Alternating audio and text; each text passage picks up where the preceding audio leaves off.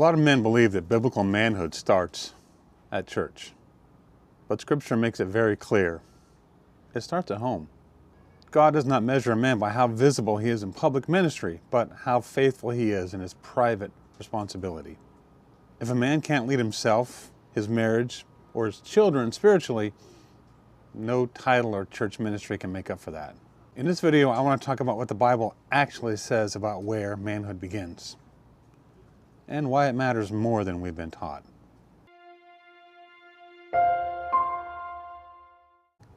For a lot of Christian men, church becomes a place where we think leadership happens.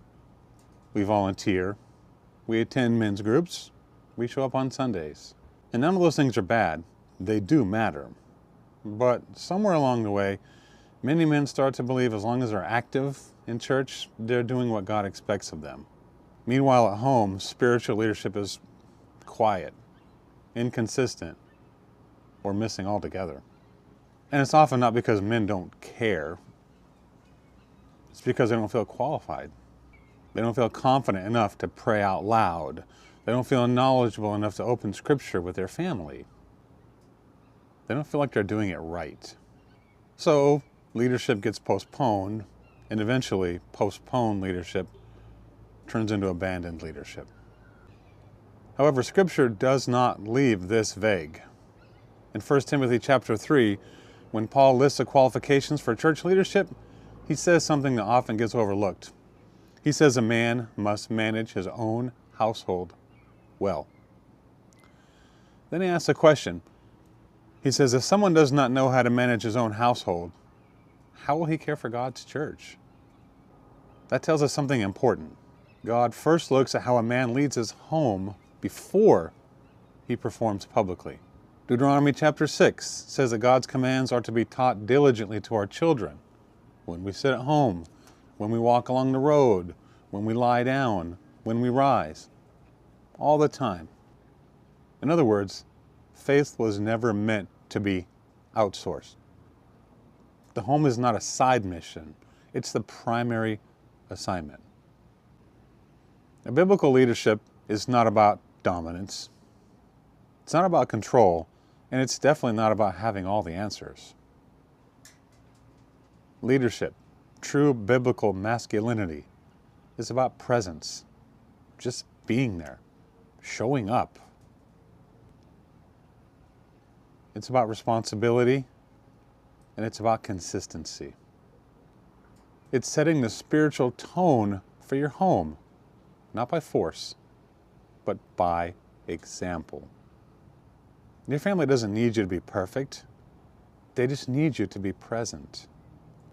They need a man who takes his faith seriously enough to practice it at home, even when it feels awkward or uncomfortable.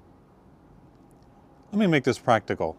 Leading spiritually at home does not require a Bible degree. You don't have to be a Bible scholar.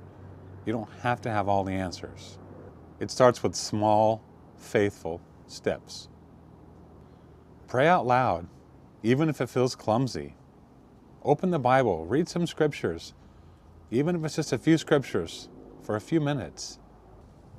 Talk about God naturally, not just on Sundays. If you're married, pray with your wife. If you have children, talk to them about God, His love, His mercy, His compassion, His direction in our lives. You're teaching them something powerful, not by being impressive, but by being consistent. And if you feel like you've failed in the past, let me make this very clear. Biblical leadership is not about never falling short.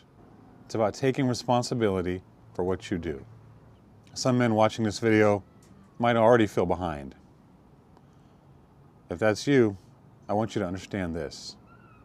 God is not asking you to become a different man overnight. He's asking you to take the next faithful step today.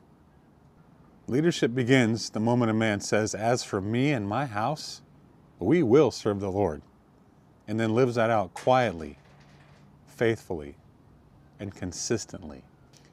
This channel exists to help men do exactly that. Not with hype, not with pressure, but with biblical truth, practical encouragement, and steady growth. Because biblical manhood doesn't start on a stage.